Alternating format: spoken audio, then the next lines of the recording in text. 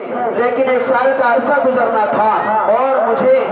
میری آنکھوں نے یہ دیکھا کہ بچوں کی تعداد بھی اتنی ہے کہ اب یہاں کی تعمیر بھی کم پڑ رہی ہے، مسجد والی تعمیر بھی کم پڑ رہی ہے۔ اب الحمدللہ قاری صاحب نے، ناظم اعلیٰ مولانا ناظم صاحب نے آپ حضرات کی اس محنت کو، آپ حضرات کی اس محبت کو محسوس کیا اور آپ کے گھر گھر جا کر، آپ کی گلی گلی جا کر آپ حضرات کو اس بات کی اطلاع دی کہ آپ حضرات کے مدرسے میں الحمدللہ ایک سے ایک استاد موجود ہے۔ یہاں الحمدللہ ثم الحمدللہ ایک سے ایک نوجوان عالم دین استاد محترم موجود ہیں جو الحمدللہ آپ کے بچوں کو امانت سمجھ کر، آپ کے بچوں کو اپنے بچی سمجھ کر الحمدللہ وہ پڑھا رہے ہیں، ان کے ساتھ دن اور رات محنتیں کر رہے ہیں۔ اسی طریقے سے آپ حضرات کے چھوٹے چھوٹے سے جو اساتذہ ہیں ان کی محنتوں کو بھی سلام ہے۔ یقیناً یہ اساتذہ قابل مبارکباد ہیں کہ انہوں نے آپ کے بچوں کو اپنے بچے سمجھا،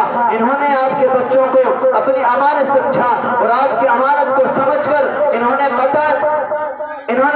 خیانت کی ذرا بھی عزم اور ارادہ نہیں کیا، صرف اپنے بچوں کو سمجھا اور آپ کے بچوں کو اپنے بچے سمجھ کر انہوں نے پڑھانا شروع کیا، ان کے مستقبل کو روشن کرنا شروع کیا اور آج آپ اپنی آنکھوں سے دیکھ رہے ہیں کہ یہ چھوٹے چھوٹے سے ہی بچے ہیں ابھی، جبکہ ان کی شکل اور ان کی حیت اور ان کی حالت یہ ہے کہ اگر آپ دیکھیے تو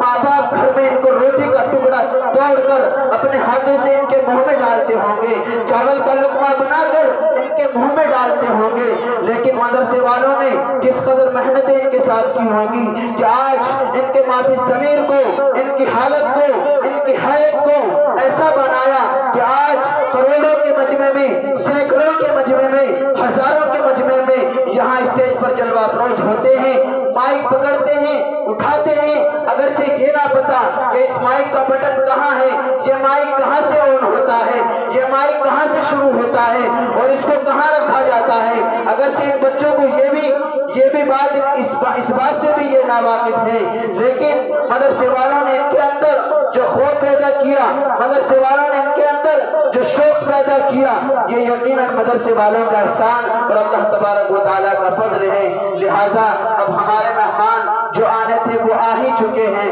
لیکن ہمارے وہ مہمان جو ابھی گاؤں کے اندر تشریف فرما ہے، جو اپنے گھروں پر تشریف فرما ہے، جو اپنے گھروں میں موجود ہیں، جو اس بات سے ناواقف ہے کہ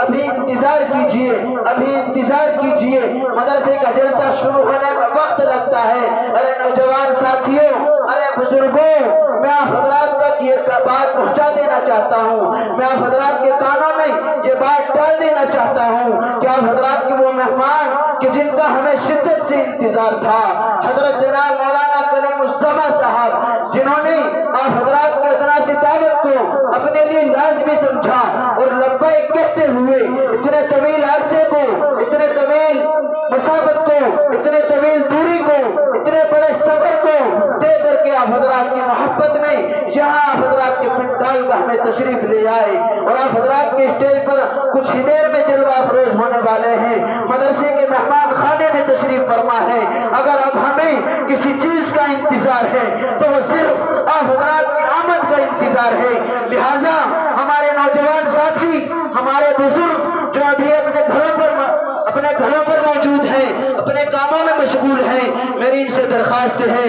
کہ خدایا اللہ کے واسطے اپنے مہمان رسول کی عزت کرتے ہوئے، اپنے اس مدرسے کی محبت کرتے ہوئے اور مہمانان رسول کی عزت کرتے ہوئے، ان کے ادب کا خیال رکھتے ہوئے، ان کے انتظام کا لحاظ رکھتے ہوئے آپ اپنے بیٹھکوں کو چھوڑ دیں، اپنے گھروں کو چھوڑ دیں، اپنے کاموں کو چھوڑ دیں اور فوراً پنڈال گاہ کے اندر تشریف لے آئے۔ الحمدللہ ثم الحمدللہ کچھ ہی دیر کے بعد ہمارا یہ پروگرام شروع ہو جائے گا، لیکن قبل اس کے کہ اس پروگرام کا باضابطہ طریقے سے آغاز ہو، میں اپنے نوجوان ساتھیوں سے یہ بات عرض کر دینا مناسب سمجھتا ہوں کہ ہمارے نوجوان ساتھی جہاں بھی کہیں موجود ہیں، میرے ان سے مؤدبانہ و عاجزانہ درخواست ہے کہ فوراً پنڈال گاہ کے اندر تشریف لے آئے۔ الحمدللہ ثم الحمدللہ گاؤں کے کچھ حضرات، گاؤں کے کچھ مہمان الحمدللہ ہمارے سامنے پنڈال گاہ میں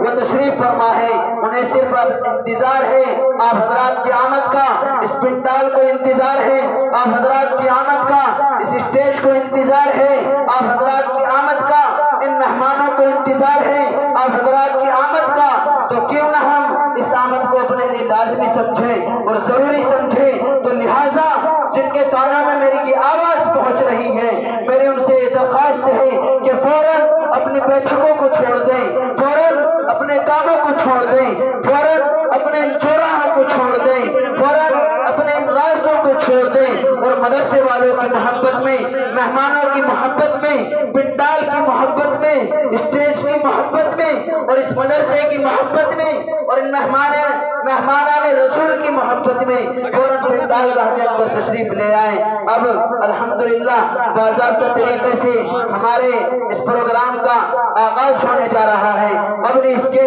2-3 मिनट के बाद हमारा ये प्रोग्राम शुरू हो। हमारे मेहमान